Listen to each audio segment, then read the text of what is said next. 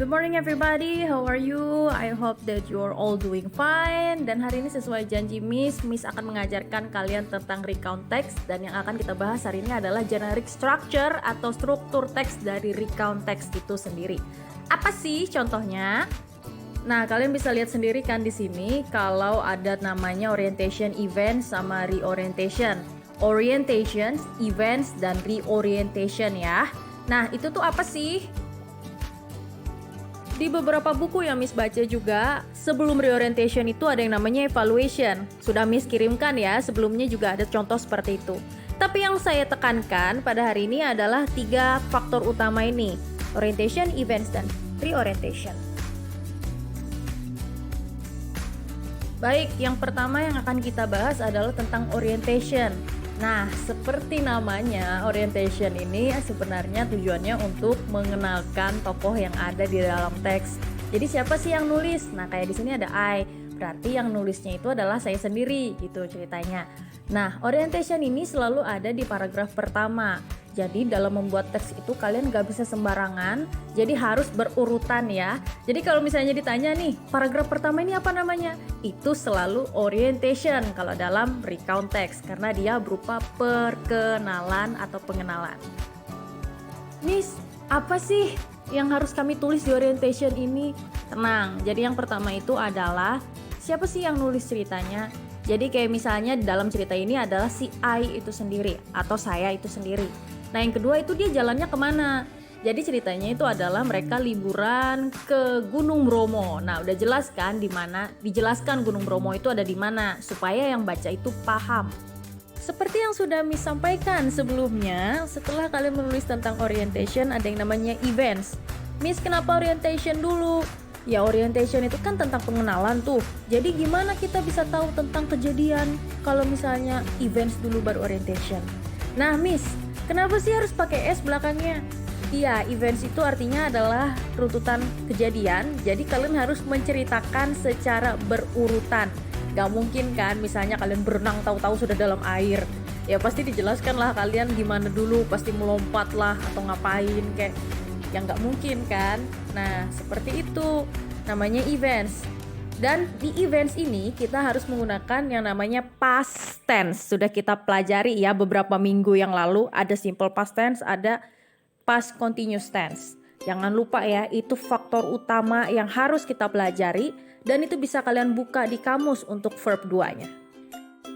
Nah, bisa kalian lihat nih di contoh yang Miss berikan.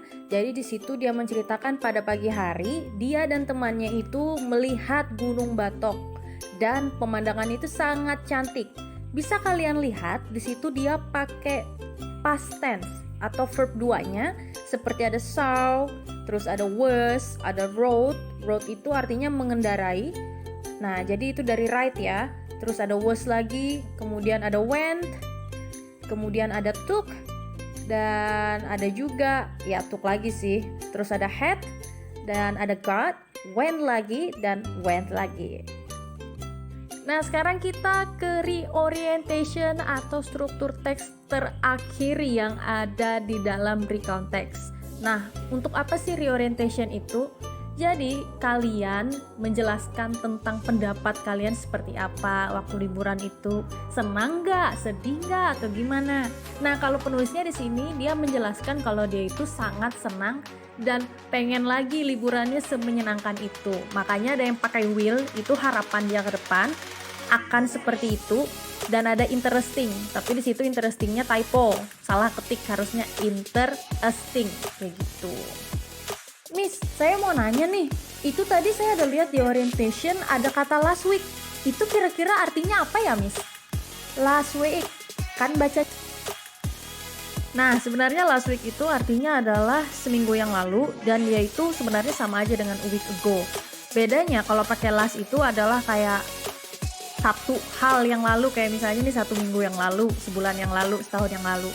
Nah, kenapa sih a week ago di situ harus pakai bukan one? Sebenarnya dengan one itu artinya sama, satu. Jadi lebih sering dipakai Tapi untuk ago ini dia istimewa, dia bisa dipakai berkali-kali dan itu biasanya dipakai dengan angka. Nih contohnya ya, kayak misalnya nih 2 tahun yang lalu, 2 years ago.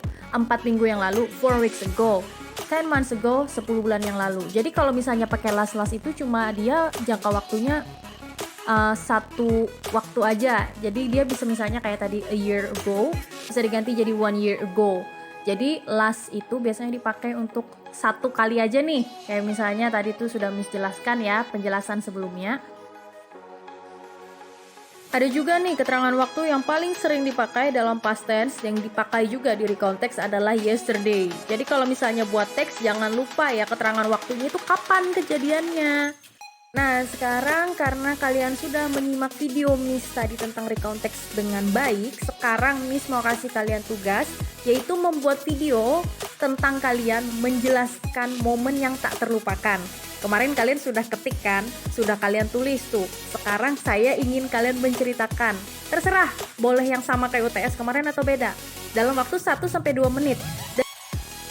Yang harus kalian perhatikan dalam membuat videonya ini adalah harus sesuai dengan generic structure atau struktur teks yang sudah saya ajarkan tadi. Ada orientation, events, dan reorientationnya. Jadi jangan acak-adul ya buat videonya. Dan jangan lupa untuk mengumpulkan paling lambat 1 minggu setelah Miss kasih video ini ke kalian. Kalau nggak ada kuota, silahkan temui Miss di sekolah dari hari Senin sampai Rabu sampai pukul 9:30. Okay, I think that's enough. Thank you so much for watching my video and see you next week. Have a nice day.